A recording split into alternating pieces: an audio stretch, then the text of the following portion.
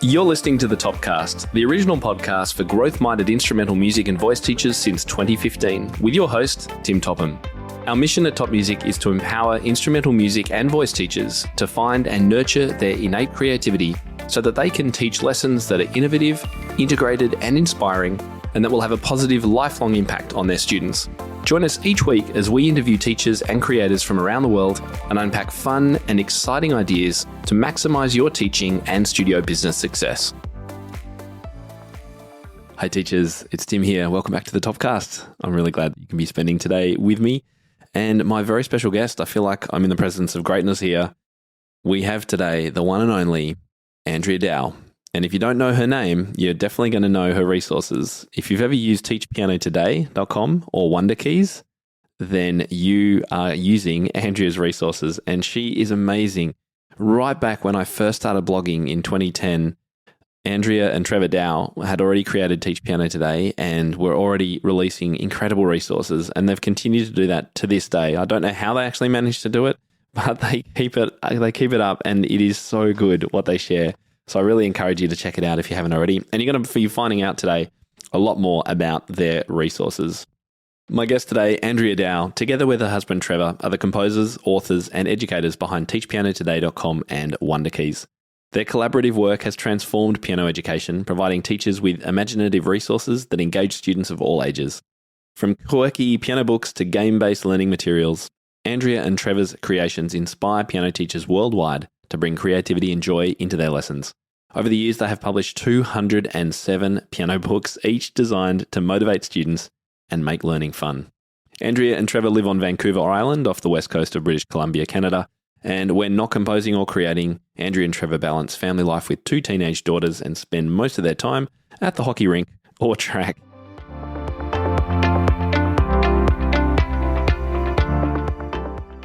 Well, welcome to the show, Andrea Dow. So great to see you. Thank you. Thanks so much for having me.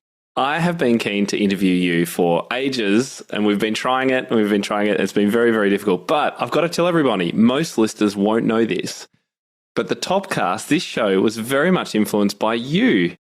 Because back in 2014, that's more than 10 years ago, March 2014, you invited me on your show.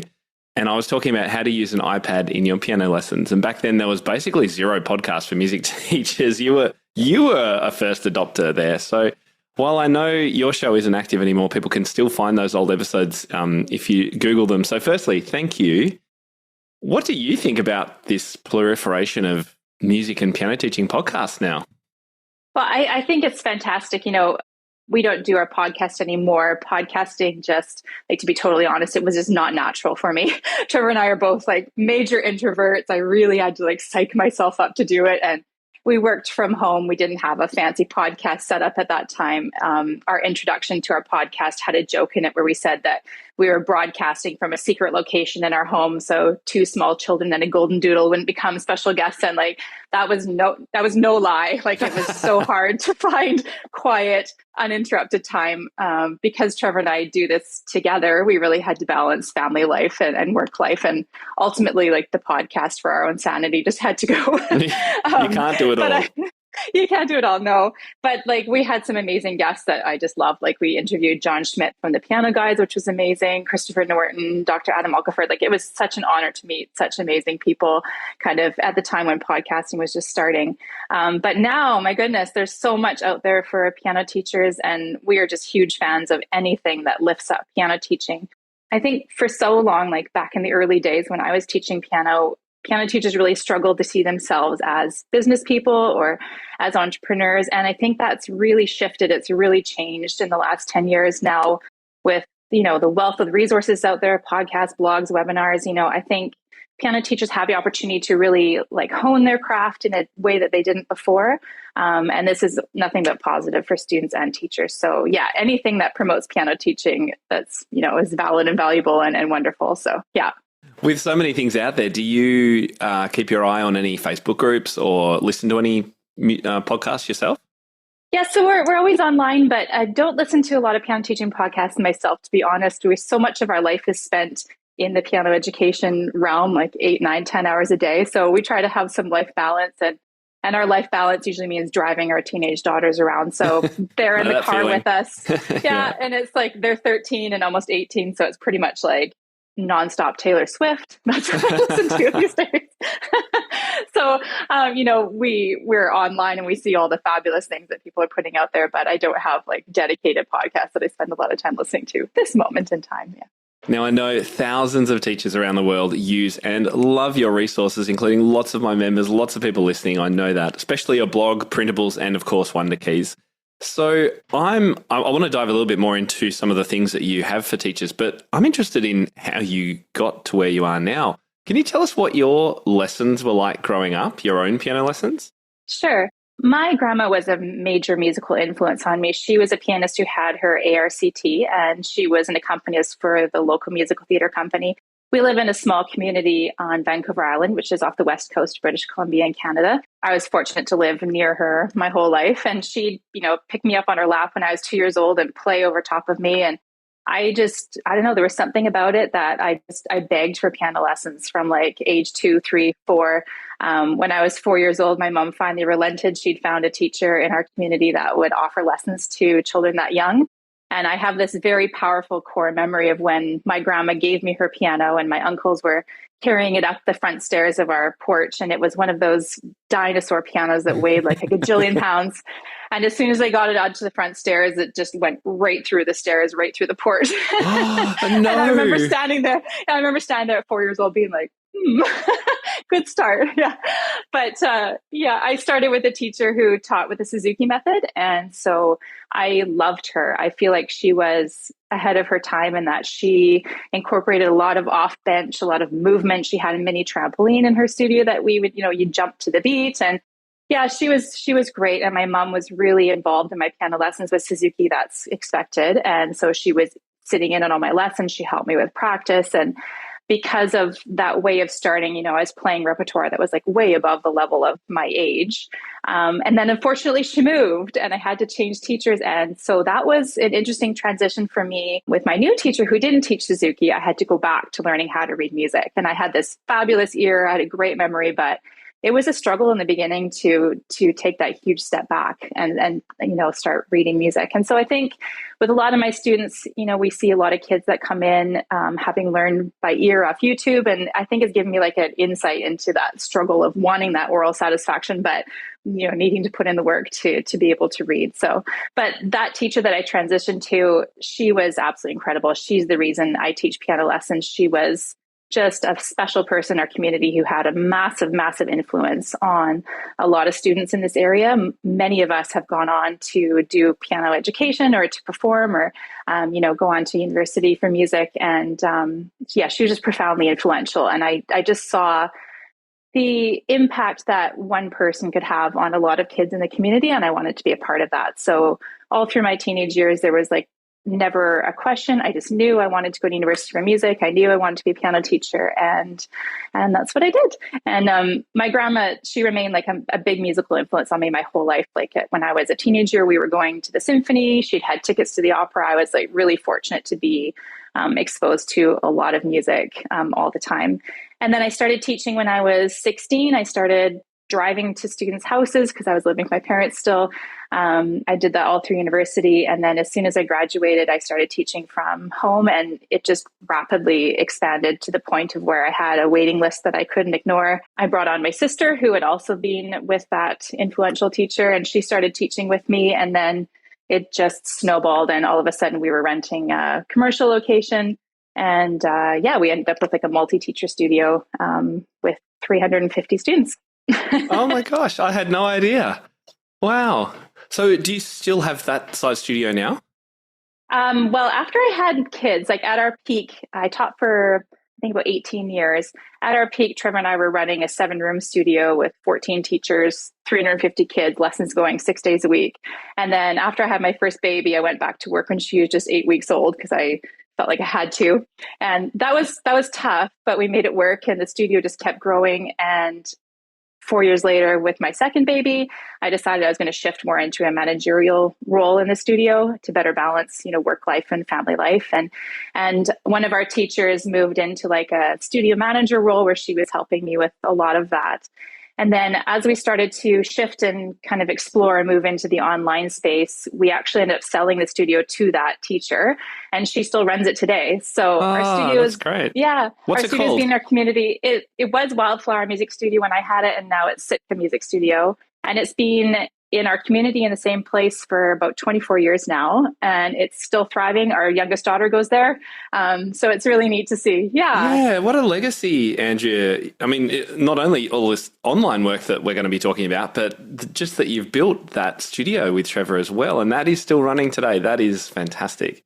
It's really nice to go to our daughter's Christmas recitals and year recitals and sit there and see some of the same families that were there when I was teaching, when I was managing it. And it has a very firm place in our community. So yeah, it's very rewarding to see that. And she's just done a fabulous job. Now you've covered so much. I've got a couple of questions for you. Firstly, we should name your amazing teacher. Yes, her name is Malia Delange, and she's incredible. She started with me back in the day. Like, I think she was the third teacher that we hired, and she's been there ever since. And yeah, my daughter loves her. Is she still around today?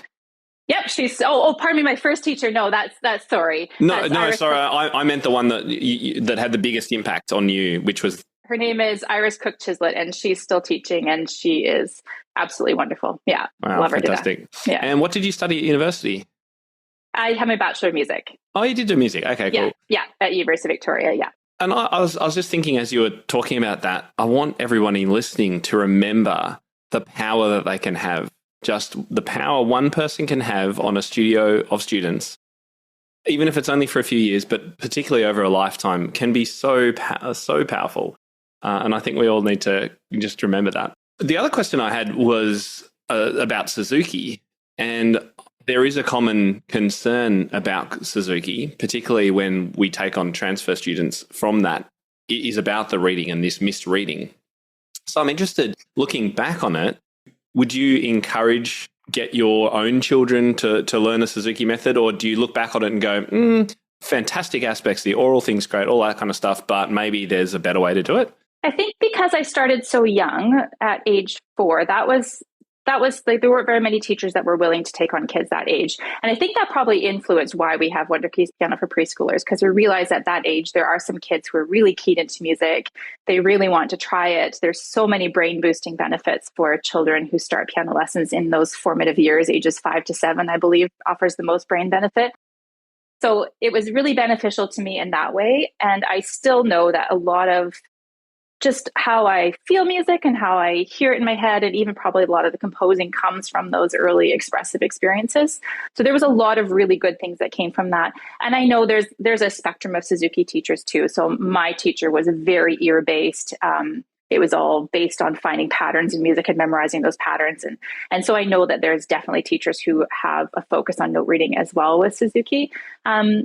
As with anything, I think it just depends on the individual student. So there's methods that work really well for everybody. And we don't ever pretend that, WunderKeys is the best method out there for every student.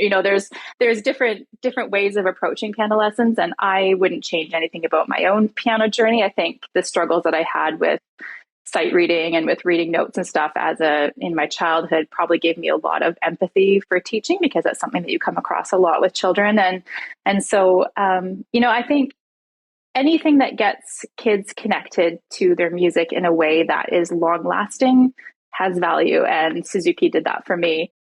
And so I think, whatever you can find for your students that really, they can key into that and find it. Yeah, exactly. Yeah. So I'm keen on the genesis of Teach Piano Today. There must have been a point. I mean, you had a busy studio, you were both flat out, young kids, and at some stage there must have been a catalyst for you to go, I want to start sharing this with teachers. And when did you start TPT? We started that in 2011. So I was pregnant with my second child, and Trevor has his Bachelor of Education with a specialization in learning support. So he was teaching in the school system. And we had noticed with me in the piano studio and him in the classroom, we had just noticed that there was like a big disparity between how children were learning and the materials that they had access to. So this will kind of tie in with what we're going to talk about later with the storytelling aspect. But in the classroom with him, there was this big emphasis on connection to materials, finding the right book for each individual student, finding something that they were going to be really excited to use to learn to read or to do math. There was at that time a big push towards graphic novels to really capture the interest of early readers. There was just this really big emphasis on ensuring that your materials were something that your students were interested in.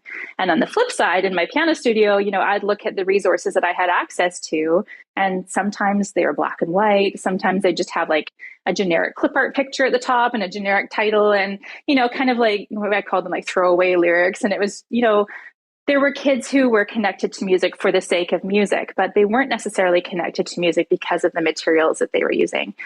And so we noticed that, and I would notice that there was, certain points in a method book, and I think teachers will relate to this really well. There's always like that song that you just know is going to stall progress completely. So you either skip it or you I call it squeeze teaching, where you desperately try to give them all the skills they need to do this piece. And whatever it is about it, sometimes it's just that it looks different on the page, or all of a sudden a whole bunch of concepts are crammed into one piece. And you'd send them home and you'd know that it was going to sit in their book bag because they didn't really care about it, or they'd struggle through it and their parents would get frustrated. And it was just this whole thing. They'd come to lessons feeling badly that they hadn't played it.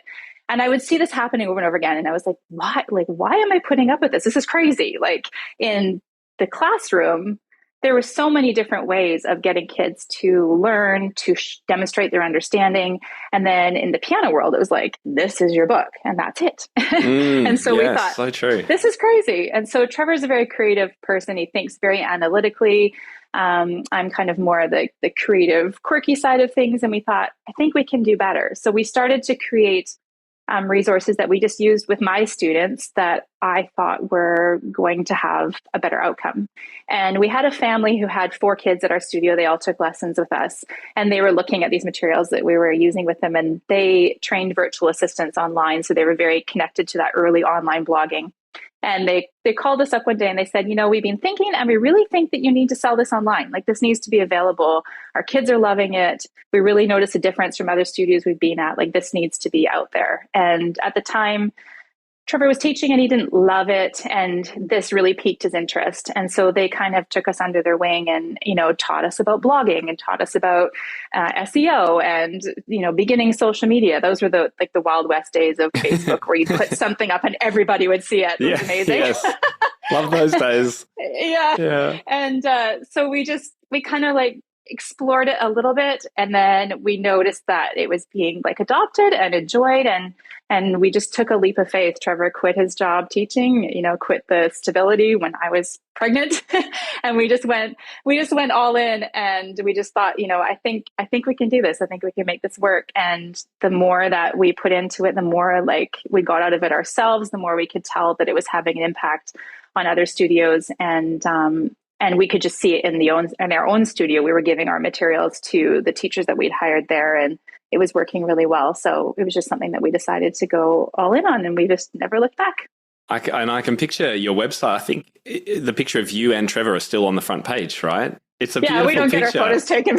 No, but very often. And everyone listening who knows your work will be able to picture that in their head as well. So I wanted to just find out, how is Trevor involved? What does he do day to day now? Because he's not a music teacher as such, right? No. So Trevor has his Bachelor of Education with a specialization in learning support. So I always say his superpower is really understanding what will work when it comes to teaching children. He really, really understands how important a scaffolded approach is, how important it is to approach things in a variety of ways to really find each individual student ability. So because I'm the one who's on social media, I call him the unsung hero of WunderKeys and Teach Japan Today. What he does, the amount of stuff he does is just ridiculous, but nobody ever talks to him. So, I did, listeners, I did invite Trevor to come on the show today as well. Yeah, he does not like being on camera, but he does.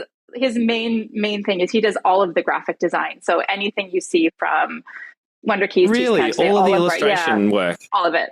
Yeah. So we have some fabulous artists, but he sketches it out. He communicates with the artists. He gets back just raw images, and then all of our books, printables, Piano Book Club, Piano Game Club, everything, he puts it together from scratch, just pixel by pixel. And that's what he does for most of it. And he does all the back end of the website and all that sort of thing. And then he's very, very deeply involved in structuring our methods to ensure that there's a really predictable skill progression. Like he has an expertise in like skill acquisition, I would say. And that just kind of carries through all of our materials. So between us, I think we've calculated like we've taught over 1,000 children. So this combined experience, I think, is what makes WunderKeys something that teachers find like really connects with kids and really works with young children. And we've been together since we were 16, so we kind of work like one big brain when it comes to sweethearts. We are, yes. Oh, that's cute. We met doing a theater production of the Pirates of Penzance. And yeah. My sister and brother-in-law met on a school production as well. Isn't that funny? I have to say, one thing that set you guys apart right from the beginning, because I started blogging in 2010, so we're not dissimilar in when we started, was how good everything looked that you were putting out. Because at that time, and that was a little bit Wild West, it was pretty early days, a lot of the stuff just looked pretty bad and very 90s or 80s even. Like the websites were just stuck in the past and things. And then you came along, and as soon as I saw your stuff, I was like, wow. These guys know design, they know layout, they know modern looks, feel, and I'm sure that's had a huge impact on how successful you've been. So kudos to Trevor. That's Trevor, yeah. And we believe too, like the resources that you use in your piano studio are a direct reflection on you. And so it was really important that everything that we put out projects a professional image, because we want piano teachers to feel as though they're projecting a professional image. So I think it's important. It's important in terms of being viewed as an actual business person, that everything is very organized, that everything, we try to make as many things exactly and just like clearly laid out. And I think it makes a big difference with piano teachers and like the parents who see these resources coming home, that, it looks professional, that you're using, materials that are designed specifically for children. Now, you mentioned storytelling before, and I want to dive into this a little bit now. You're really passionate about both the power of storytelling and also game-based learning in music education. So I wonder, why don't we talk about storytelling first? How do you see this fitting into lessons, and how do you encourage teachers to think about using stories? Yeah. So anybody who is familiar with WunderKeys books or our free printables will know, like, storytelling is kind of at the core of everything that we do, right from our preschool resources right through intermediate.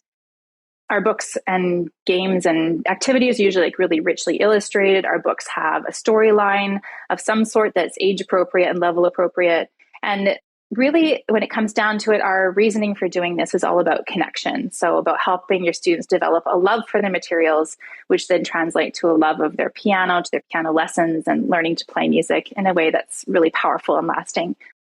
We have blogged about this before, but somewhere along the line, it just became like accepted for piano lessons and piano practice to be viewed as a chore. And we never really subscribed to that. Like, it didn't seem right to me that music, which is really all about joy and, sharing with others, then had this like kind of back end to it where parents expected that they were going to have to fight with their kids to practice. And, piano lessons was being put on a chore chart to be ticked off for allowance. And, and even as piano teachers, we almost felt like apologetic giving too much for them to work on at home, or it was just expected that practice might not happen. And I really think that ties back to the materials that we choose to use with our students. We really want it to be that, when you hand your piano student their piano book for the very first time, that it's like a moment of excitement and a spark of motivation. And we want them to go home and like read their book cover to cover and be really excited about it. And that's the feedback that we get from teachers. We've had teachers say that the parents have texted saying like, he won't put this book down. He's reading it in the car on the way home from lessons. They're taking it to bed with them. They're really connected to that book. And yes, it is it's just a book, but it's what you use day in and day out for your practice and in your lessons. And it has the opportunity to really help spark creativity. And so that's why we include it. In terms of how, so it varies according to the resource. In our method books, right from preschool, primer, and level 1, there are characters in our method books that kind of take the kids along on this journey. So it's a little bit comic based. The kids they just really connect with these characters. They miss them when they move out of that series. We have teachers say like, can we please get some more things with Sheldon? I have a student who's so upset that he's not going to see him again. And I think there's just this sense of like, of being like really interested in what's going to happen when you turn the page. And I don't think that was something that was there before in piano books. Like I mentioned before, it was usually, like you said, things haven't changed from the 80s. Some of these books are exactly the same as when I was playing. The pictures have not changed. And there's just a really generic piece title and you flip the page and it's like another clip art, another generic title, another clip art, and so they're not really that excited about turning the page unless they're one of those kids that is just really, really into the music. And I think we can get all kids there, just have to kind of like, sometimes you have to come around the corner with some kids to get them interested. So our method books have that style. We have a supplementary resource library called the Very Useful Piano Library. And that is an A to Z micro-leveled library. And we have themes like dinosaurs and mermaids and purple dragons and robots and sharks. And so you can go into that library and pick a topic that your child or that your student may be really interested in. And that has a whole story-based format with games and activities and everything that's all centered around that one character. So that connection to materials is important, but I think story-based learning also can accomplish like some real concrete learning things as well. When we're teaching young kids at a time when their emotional intelligence is really just developing and they're learning how to label their emotions, they're learning how their emotions fit into the world. And then we ask them to, play with expression or to emote through their fingertips. That's a very complex thing for a young child to be able to do. And as piano teachers, we know like the students that are able to play with expression are students who are more connected to the piano. They're more fun to teach. They're more fun for us to listen to in piano lessons. They're much better for their parents to listen to when they're practicing at home.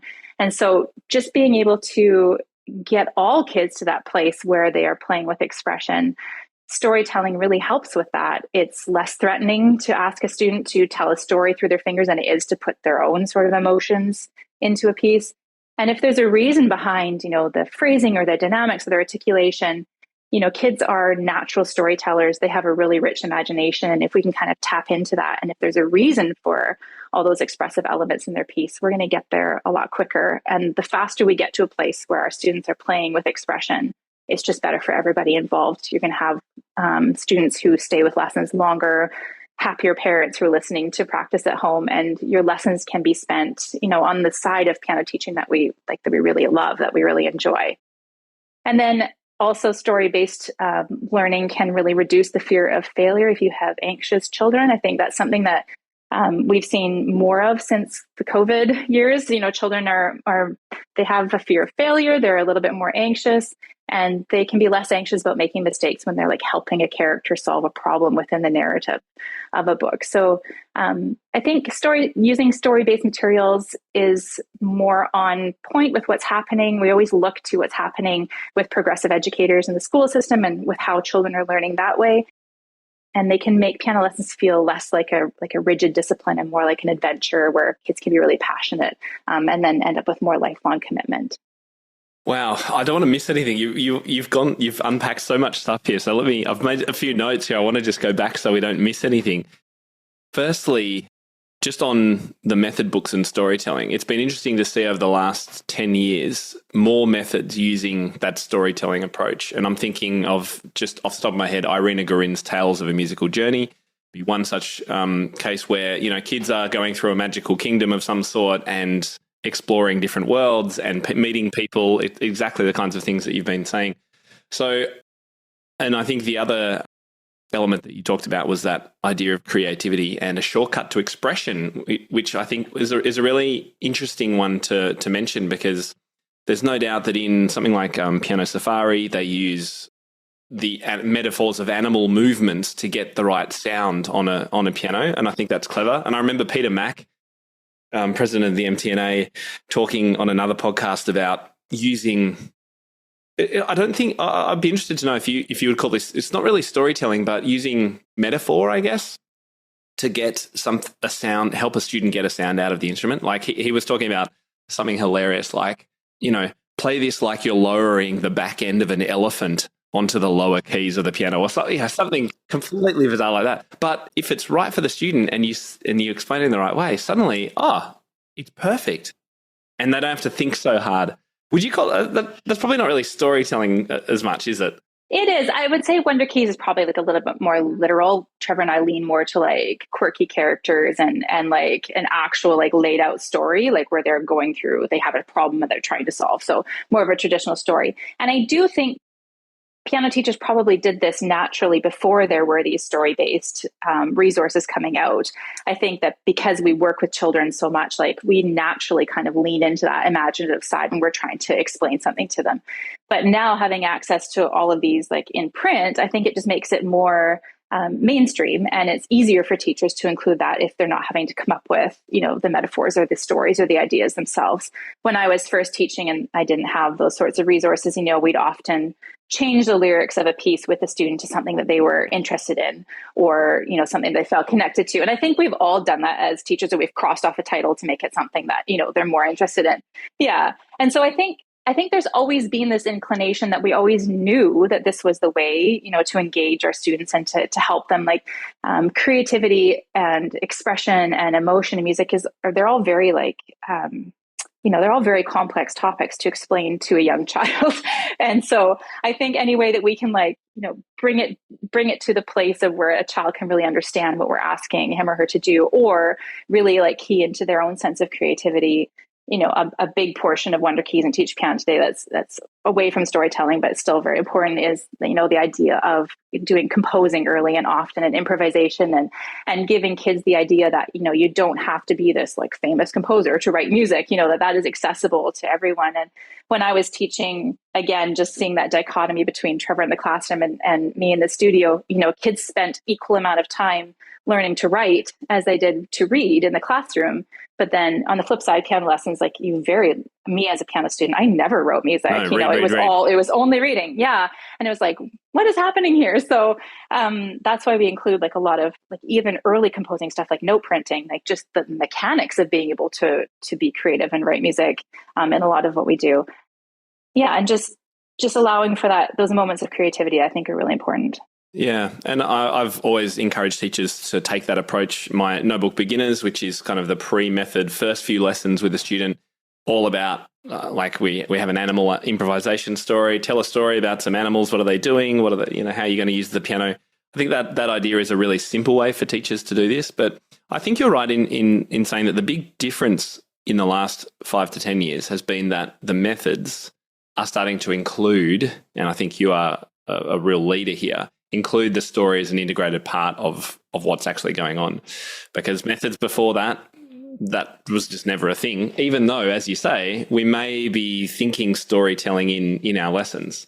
So I think that has really brought it to the mainstream and allowed teachers to incorporate that approach without having to think too much about it. So I think that's really clever. The other thing that came up when you were talking before was, what are your thoughts on encouraging students to find a story in a piece? So I'm talking sort of post-method book. I love teaching the Bergmuller Ballade. I think we all do. And there's Melody Boba's Midnight Ride. It's a great tune that I've taught a number of times before. And they just ooze story. It's like listening to a movie script. And so I love working with students. Like, okay, what do you think's happening in this? Have a listen as I play it. Exactly. We actually have a blog post about how you can turn a sonatina into a fairy tale. I go into a lot of depth in there, but it's called Sonia and the Sonatina, a fairy tale of sorts. That's the blog post. And it's something that I think, like I said before, teachers have naturally done, but maybe they haven't really known exactly how to like really pinpoint or delve down. Like they've talked about character voices or something like that. But in that post, we actually use like little stickers to show like when it's the princess and when it's the prince and when it's the wicked witch. And I had a student who she wanted to do exams. So she was playing, you know, more standard repertoire like sonatinas, and she just was like really not engaged with it. And that was the turning point for her, where she realized like, this isn't just music on a page. Like you're telling a story with your fingers. And so, yeah, I think, you know, you can turn almost any piece into some sort of story with enough imagination. It's easier with children who've kind of come through method books that have already encouraged that, because it's not a huge leap. It's easier for teachers if you've been teaching that way to kind of, find those moments. Like I know for some teachers, this just comes like really, really naturally. And for others, they look at you like, oh, I wouldn't know how to do that. And so, it depends on too and how we were taught ourselves. I think so much of, and in a good way, of what we give our students is our own background and our own musical education journey. And if you've had a teacher yourself who has, had that sort of approach, it just comes so much more naturally to you to be able to look at, a sonatine or a minuet or something and be able to find a story in there. For other people, that's a little bit more difficult. But yeah, I think at any age, it's just a lot more enjoyable and a lot more engaging if you can find some sort of relationship between the music and things going on in your head. And I think when you watch people perform, you can tell the people that have sort of a narrative happening in their mind. And it makes a difference. It makes a difference to your audience, and it gives a reason for being expressive. And I think especially with teenagers who can tend to be a little bit more introverted or a little bit shy about sharing parts of themselves, that if you have this sort of storytelling element, that can be really effective for them as well. We just started putting out intermediate books that are based on fairy tales. We've kind of modernized fairy tales, and we don't include a full story because we know that's not what teenagers want, but there's a very small sort of emotive quote at the top that tells what part of the fairy tale this piece is all about. And that's been really effective for teens to, get into that storytelling aspect without it being not cool. So important. Now, I know you're also big on game-based learning. How do you define game-based learning? Yeah, game-based learning for me is teaching concepts in a way that encourages play and connection. So I really believe there's no stronger way to build a relationship in piano lessons than playing games with your students. They love to see you be goofy. They love to see you try to win. There's like this moment that happens when you are not in your teaching chair anymore. And when they don't feel as though they're in a position where they may make a mistake, and it's an oral mistake. So everybody knows, in games, it's okay to make a mistake. And those little moments of like laughter and shared experience are just really valuable. And what's been really great for us to see when we first kind of came on the scene with this idea of game-based learning, I remember in some of the very, very early piano forums, there was like a lot of resistance towards game-based learning, that it was like a waste of time.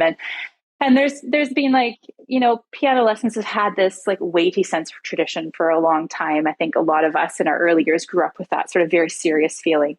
And now there's this, wave of understanding that not all of our students are going to become concert pianists or going to go on to explore music. And I agree with that. I don't think we should treat all of our students the same, but I do think that we can give every student the skills and abilities they need should they choose to do that. So we may treat them slightly differently, but I think you can still give them all of those very important, technical aspects and understanding of music and theoretical understanding and everything in a fun, enjoyable way along the way. So that, if they wake up and they're 18 years old and they decide that this is actually what they want to do, we've given them those skills and those real world applications for piano. So game-based learning, I think, is a big part of that. It maintains that connection. I think we're slowly breaking away from the feeling that a piano lesson has to be 30 or 45 minutes of like fingers on the keys, music drifting through the door into the waiting room. And that's been very hard. It was hard for me to let go of. I think it's been hard for piano teachers to feel like that any time that you're not playing is still a valid use of time in a lesson. And I think in some way, like, we've been worried that the parents, maybe will judge us if there's not nonstop music coming through the door. And we feel this pressure to send home new repertoire regularly. We watch that clock like tick, tick, tick on the wall, knowing we've got to get a piece under our students' fingers in order for them to have something to practice at home. And then when you take a step back and you look at the lesson experience, it's like, why do we feel this way? Like, who made this rule? What if we had a child who was really engaged in a game with us, or really engaged in, composing or another aspect of the lesson, and we gave ourselves the space to just let that student stay in that zone and explore, and like all these light bulb moments to go off. And again, I go back to the classroom. Like, kids in school are not learning to read just by spending entire classroom blocks just reading from a book. There's many different ways that they gain literacy, and it's expected in schools that they do that in a multitude of different ways, like hands-on and movement-based and creatively. So why is this so different when it comes to musical literacy? And I think with game-based learning, communication with parents is key. It's a really big piece of this, and that will allow you to have the space to then incorporate it. If you explain to parents right from the very beginning that like learning to play the piano involves so much more than simply flipping the page and checking off pieces. And it's really easy to fall into that trap because there's a visual sense of progress. Like we get I completed this book in this many months. Look at how, parents love to say, oh, she's in grade 3 piano or grade 4 piano, because it makes them have this really concrete idea of what she knows. But once you explain to them, why you are using game-based learning, how effective it can be, why you are using movement-based things, why you are composing, why you are note printing, they're usually really on board because they can see their child's interest, they can see the progress they're making, and just really letting go of that feeling that playing a piano game with your student is wasting lesson time or is not teaching is like very freeing to toss aside. Like so much learning happens within the context of a game. You gain really valuable insights into what your student does or doesn't understand really quickly. You get that repetition that kids need without causing that frustration or anxiety that can happen in children when you say, try it again. And in a game, they know they're going to try it again. That's what a game is all about. So you get all of those good parts of teaching with that relationship building and with that fun. And so like we even incorporate games right into our method books. Like you'll find them right inside all of our books so that it's easy for teachers. We do have the print and play ones that are all available too, but we just really wanted to make sure that it is like a valuable part of your piano lesson that is a natural aspect of it. And I think now probably more teachers use games than don't now, which I think is a big shift. It was new before, and I don't think it's new anymore. And there's so much out there for teachers that you can always find, a theme that really resonates with your student. You can find a game that concentrates on that specific concept that you're trying to teach. I just think it's like been really positive. There's lots of studies that say like how effective game-based learning is, but I'm not sure like how scientific those studies are. So I try not to say the numbers. I see that meme floating around all the time and I'm like, oh, I wish that was really true because that's fantastic. But from my own experience and from the experience of others, you spend so much less time in lessons going back over the same things over and over again. If you teach it within a game, it's much more memorable. It just sticks with students better. And so do you think it's okay that teachers can just break up the lesson with some time on games, or does it need to be sort of a seamlessly incorporated thing in lessons? We try to make it seamlessly incorporated. So a big difference between WunderKeys method books and traditional method books is that we follow like a unit by unit approach. So a lot of method books are repertoire based. You learn concepts within the context of repertoire. So you flip a page, there's a new concept at the top. It shows up in the piece, you learn it in the piece, you flip the page, there's a new concept. And so you kind of go piece by piece that way. With WunderKeys, we use units. So there's a clearly defined concept, and then everything within that unit serves to reinforce that concept. So within a unit, you'll find games, ear training, sight reading, technical exercises, repertoire, duets, all that sort of thing. And all of them have the goal of helping the student learn that particular concept. So just naturally, that creates like a natural flow in your lesson as you're following along. WunderKeys books kind of lead you through how to incorporate all those little aspects. As piano teachers, we've learned to be really flexible with kids, and we can tell, when their brain is turned off, and that's a really great moment to stop and continue the learning by switching focus.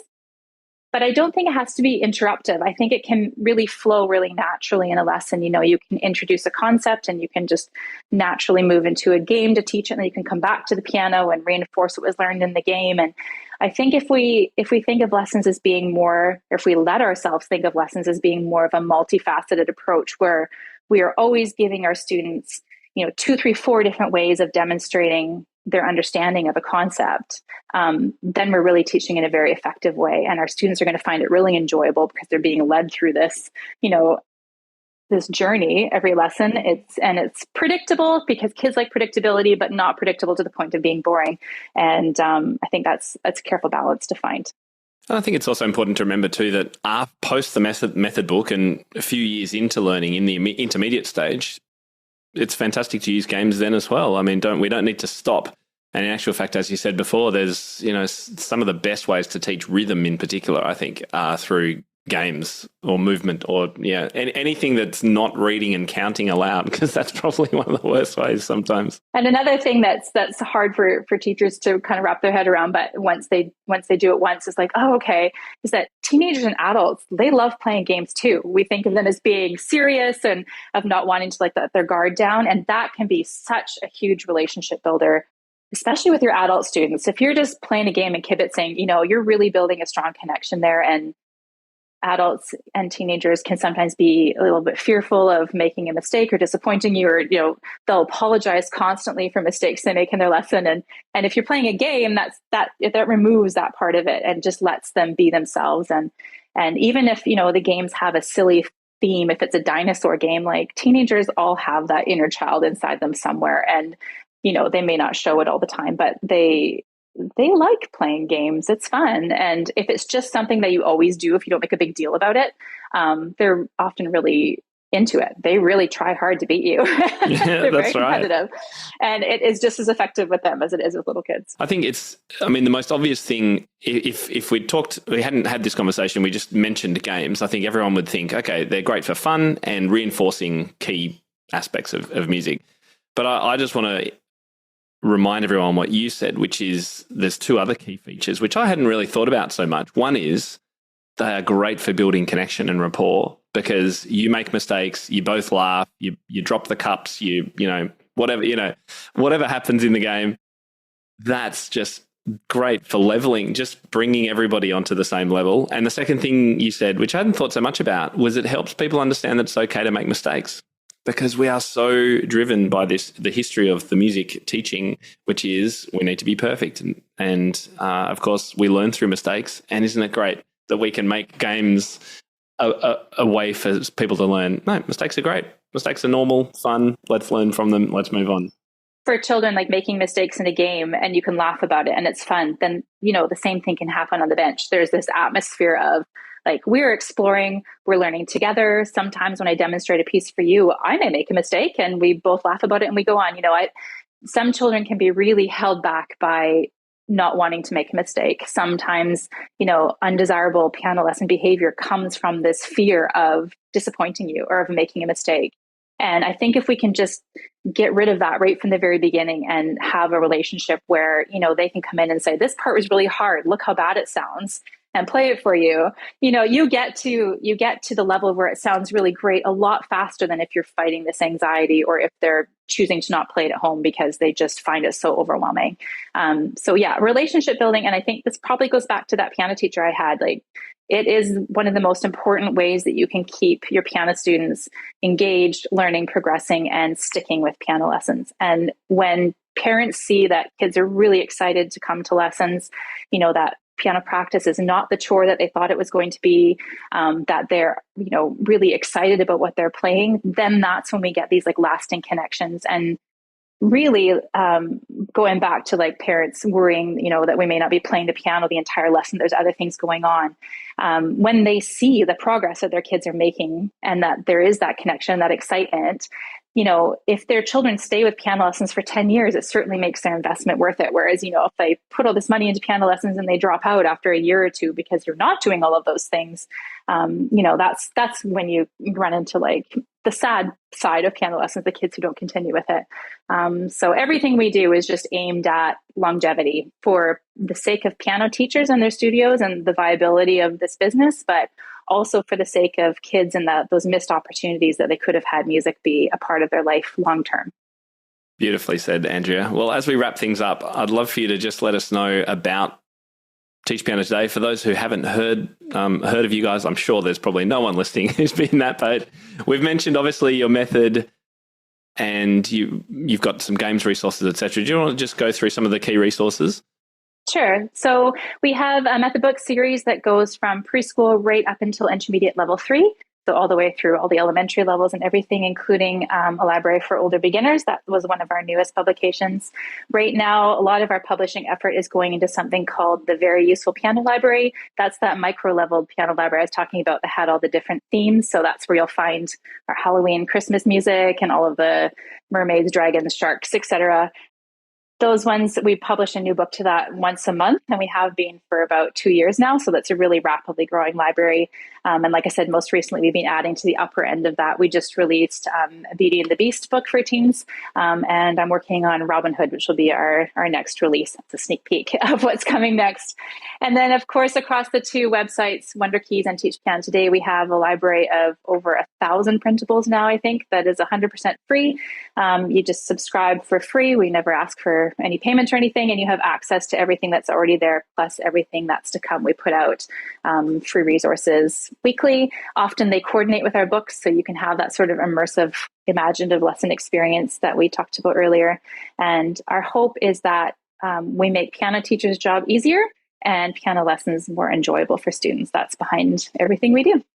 I think that's come across loud and clear today, Andrea, for everyone listening. And I'm really happy to support other creators such as yourself, given not only the quality of resources that you have, but just the amount that you've given away all the time. And I started with the same approach, and we still give away lots of things as well. And I think it's really, really important. So thank you for all that you do for all the teachers of the world. I wonder if you had a final word or two of wisdom for our teacher listeners out there.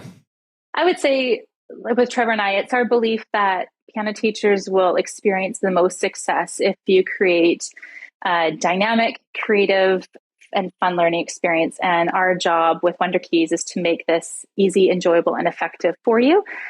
That's what we love to do. It's what we spend every single day doing. And so just reach out if anything in this interview is resonated with you and you're curious about this style of teaching and you just don't know how to get started, or if you do this already and you're thinking we can make your life easier by doing it for you in advance, just reach out. We love to connect with piano teachers. We've built relationships with our community over the last decade that have been really special, and we love just personally connecting with you. It's always me when you reach out. and yeah, we would love to connect with you and get to know you and help you get started. So where do people go? Where's the best place to find you? Yeah, so our main teaching blog is teachpianotoday.com. WunderKeys.com is where you'll find all of our books and another whole library of free resources. We're across social media, Instagram, Facebook, and Pinterest. I don't TikTok or Snapchat or anything, but that's where you can find us on the socials. And like I said, anytime you email, I usually try to get back to you same day, and it's Trevor I that will respond to you. So we look forward to building a connection and a relationship with you. That's great. We'll put all the links on our show notes page for today's episode. And just to confirm, it's Wunder, W-U-N-D-E-R. Yeah, it's from the German word Wunder. Wunderkind. Yeah. Wunderkind. So that's what I thought it might have been. There you go. Yeah. Andrea, it has been such a pleasure hanging out with you today. Thank you so much for all that you and Trevor have done over the last 10 years or more. It's incredible, the resources that you've put out. Such great quality, so engaging. Teachers love it. So keep it up. Thank you. And thanks for coming on the show today. Thanks so much for having me.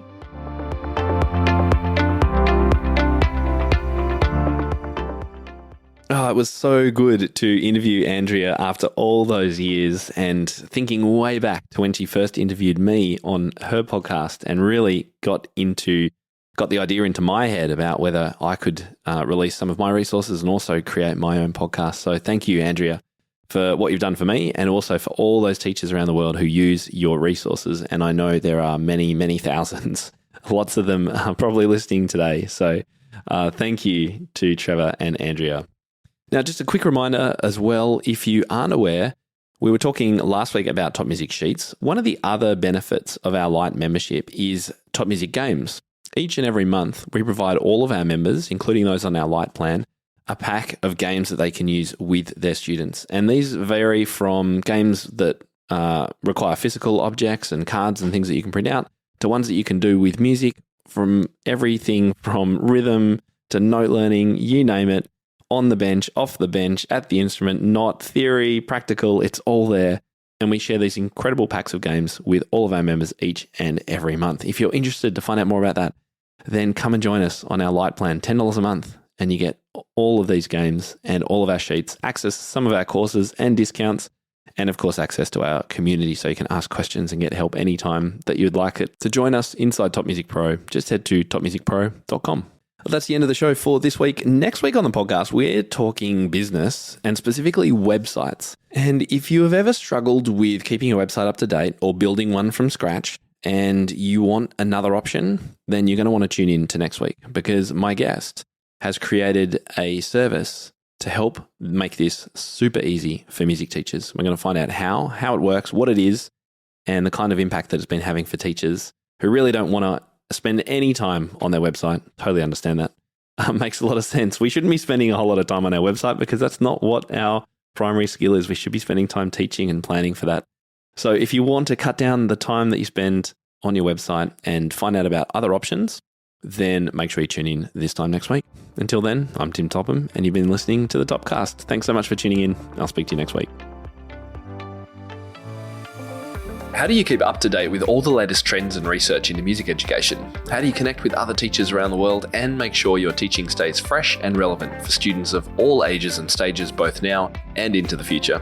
I created our Top Music Pro membership to be the one-stop shop for music teaching resources, training, support, and community, and I'd love for you to come and join us inside. With over 40 comprehensive training courses, hundreds of teaching demonstrations and lesson plans, free monthly sheet music, discounts, and all the business and pedagogy support you could ever need, Top Music Pro is the community you've been looking for. If you're ready to level up your learning from the podcast and join thousands of other teachers in our global network, head over to topmusicpro.com today. If you enjoy this show and want to hear more of our work, be sure to subscribe to this podcast wherever you're listening today. For links and resources mentioned in this episode, visit us at topmusic.co/podcast or check out the show notes. I'm Tim Topham. Thank you so much for listening. Enjoy your week ahead, and I'll catch you next time.